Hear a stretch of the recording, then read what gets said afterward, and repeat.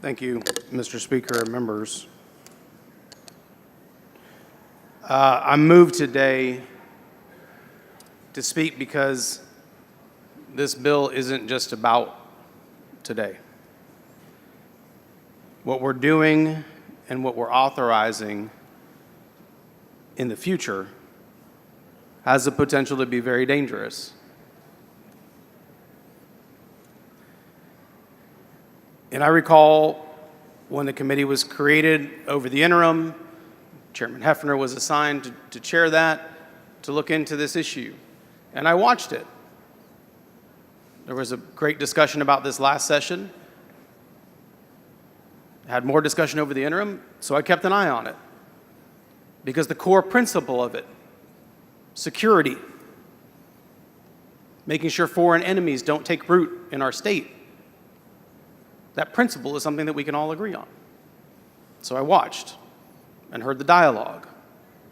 And then this session,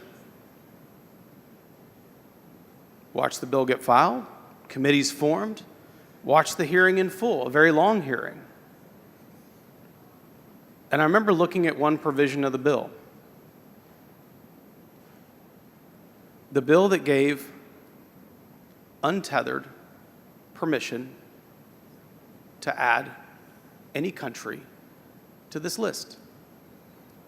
And I didn't make note of it other than to my staff in my office. I said, that's probably the most dangerous provision in there. I hope that comes out.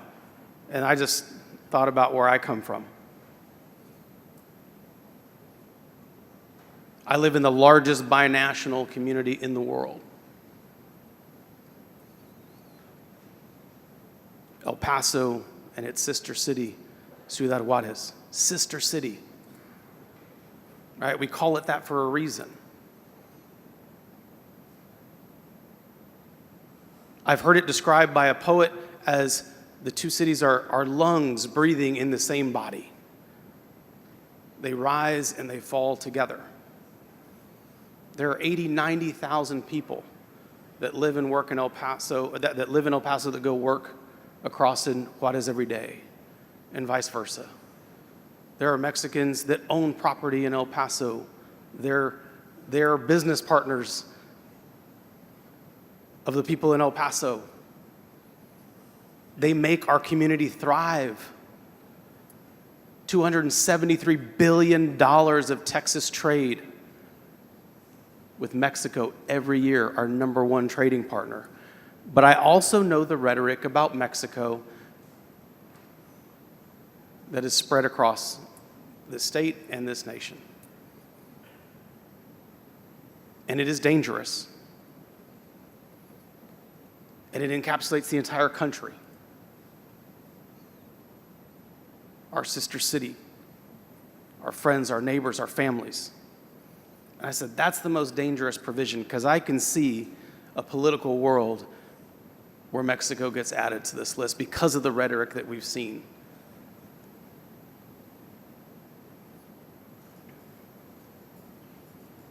And I was really glad that that provision wasn't in the bill as it came to the floor today. But not too long ago, it went back in. And maybe in Fort Worth, they don't see the neighbors that I see. They don't see the business partners that I see. They don't see the lifeblood of these communities working together. Maybe that's a foreign thing to people in Fort Worth, but it's not for me. That's my family and that's my home. And I believe in security.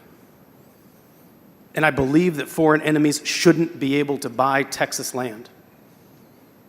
That's real, and that's very fair. But when you make that distinction, you need to be laser focused. Because the second you cross that line, you're not dealing with foreign enemies anymore. You're dealing with your neighbors. And that shouldn't be acceptable. Thank you.